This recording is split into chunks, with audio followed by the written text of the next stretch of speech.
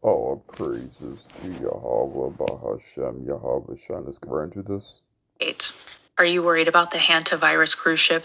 Are you worried that we might end up in another lockdown? Let me explain. There isn't going to be another lockdown, at least not here in the United States. There are a number of people in Trump's inner circle who are absolutely 100% behind the idea of reducing the surplus population, as Charles Dickens once wrote in A Christmas Carol. They understand that there are 342 million Americans living here today, and they want about 100 million Americans to be living here. We see this first from Stephen Miller, who is the jump scare, no surprise. This is an older article from February of this year. Let me show you exactly where the quote comes from, how I can verify this information. At the bottom of that Forbes article I just showed you, it says, last year, the New York Times reported, quote, in one meeting during the 2024 campaign, Mr. Trump said that if it were up to Mr. Miller, there would be only 100 million people in this country, and they would all look like Mr. Miller, meaning white. So let's be clear. Up until this point, Stephen Miller, then DHS Secretary Kristi Noem, and now the new DHS Secretary Mark Wayne Mullen, have been trying to reduce the population of the United States by doing sort of like let's just call it what it is, a racial cleansing, right? They're going after people who are immigrants and or look like immigrants and or sound like immigrants. And by immigrants, I should probably correct myself, I mean non-white people. White people stole this land. Anyway, that's a different TikTok. The point being, they are deporting people or just caging them up somewhere. All of that being done, all of that being said, they being this regime, the overhead, the wizards behind the curtain, feel that this is not happening fast enough. And so I need to introduce you to our next figure who, by the way, trigger warning, this is incredibly dystopian and it also talks about genocide. So if you need to scroll. This vile-looking creature from the Black Lagoon with lifeless eyes is Curtis Yarvin. And if you don't know who he is, it's a can of worms. Be careful with your Google searches. But what you need to know here is that he is a techno-authoritarian. That is the government system he believes in. And what that is essentially the most dystopian version of a country you could imagine. We are talking about the elimination of most of the federal government. We saw a dismantling of that at the beginning of this term, by the way, with the Doge cuts. Anyway, so taking away the federal government, having quote-unquote CEOs at the top, people like himself and others that I will mention, and then running this country through a dictatorship that is highly IT optimized, which in the most basic of terms means mass surveillance. It means facial recognition everywhere. It means things like censorship and internet blackouts, and using all of that to control not just domestic populations, but also those that are international, abroad. So it is very, very dystopian. And one of the most disgusting pieces of Curtis Yarvin's ideology is found in an article. I want to show the end of that article, and then I'm going to show you the top. It has to be introduced that way. Trust me, I'm getting to my source. This is out of the New Republic. I'll show you all of that information in 1 second. The article says, in 2008, a software developer in San Francisco named Curtis Yarvin, writing under a pseudonym, proposed a horrific solution for people he deemed, quote, not productive. Convert them into biodiesel, that's real, which can help power the Mooney buses, which is a system of transportation. After saying all of that insanity, Yarvin says that he was, quote, just kidding, but then continued his statement, saying, quote, the trouble with the biodiesel solution is that no one would want to live in a city whose public transportation was fueled, even just partly, by the distilled remains of its late underclass, meaning the killed, quote unquote, unproductive members of society, according to Curtis Yarvin. However, it helps us describe the problem we are trying to solve. And then he says, our goal, in short, is a humane alternative to genocide. It's right there. Take a screenshot if you want. He then concluded in the statement that the best humane alternative to genocide is to virtualize these people, imprison them in permanent solitary confinement, where to avoid making them insane, they would be connected to an immersive virtual reality interface so they could, quote, experience a rich, fulfilling life in a completely imaginary world. Yarvin's disturbing manifestos, and this is very important, earned him influential followers. Chief among them, tech billionaire Peter Thiel, and his one-time Silicon Valley protege, then Senator J.D. Vance. And this is why I had to wait to show you the New Republic article. Because this is where Vance gets his weird, terrifying, techno-authoritarian ideas.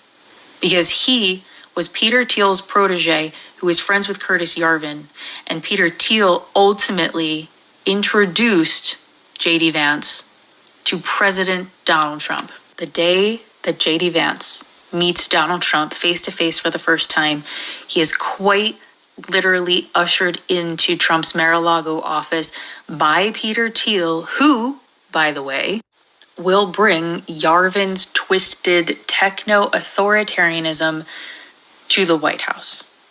But this is even better than they imagined, because now they could potentially have a pandemic on their hands.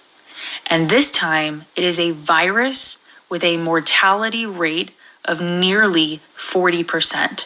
Your survival chances of this are much, much lower when it comes to this versus COVID-19. Share this with somebody so they know. And if something does happen, mask up. Don't listen to them. Listen to the rest of the world and listen to health experts. You can subscribe to the World Health Organization.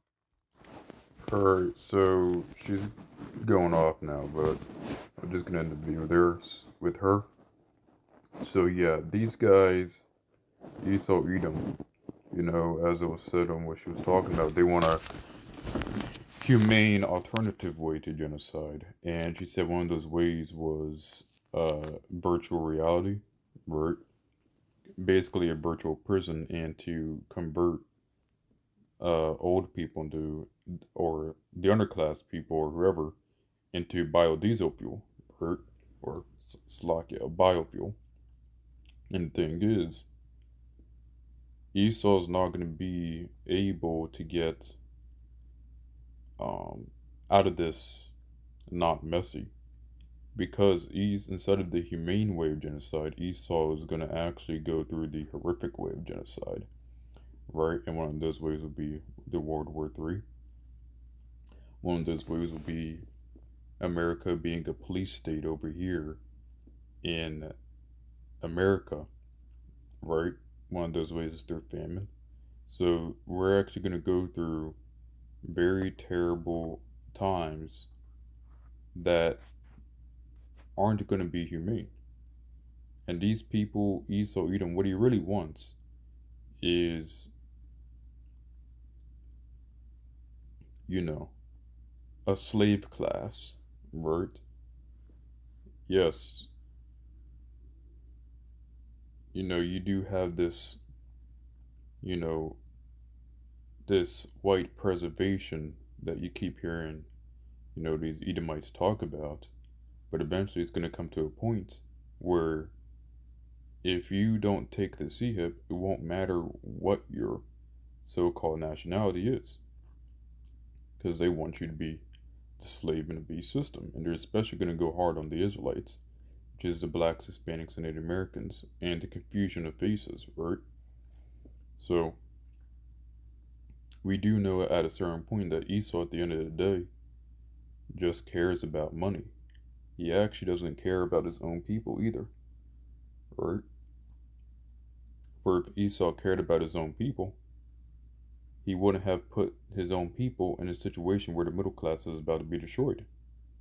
And the majority of the middle class is Esau Edom, right? Or the fact that they're bringing H-1B visas, which is also helping with the stagnation of wages. So, let's get out the scripture here. Revelation chapter 9, verse 18. 30 mankind was killed by the 3 plagues of fire, smoke, and sulfur that came out of their mouths. Right?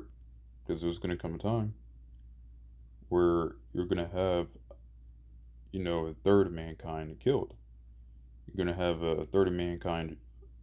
You're gonna have a whole bunch of humanity killed by famine, killed by war, killed by pestilence, disease, killed by death, killed, and people killing each other through civil unrest, right?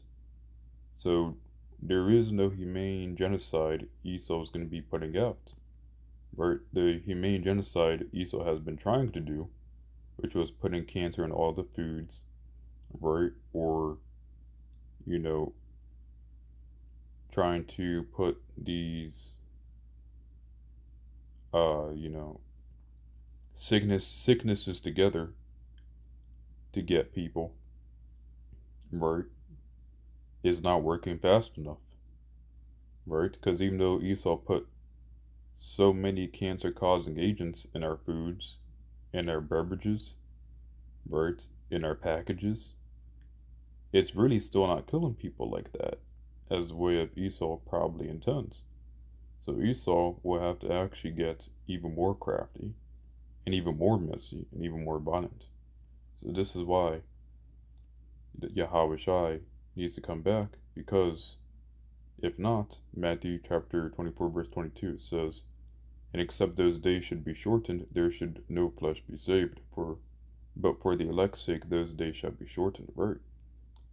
Because if Yahweh Shai didn't come back, no flesh would be saved. Even Esau would completely annihilate himself if it wasn't for the return of Yahweh Shai.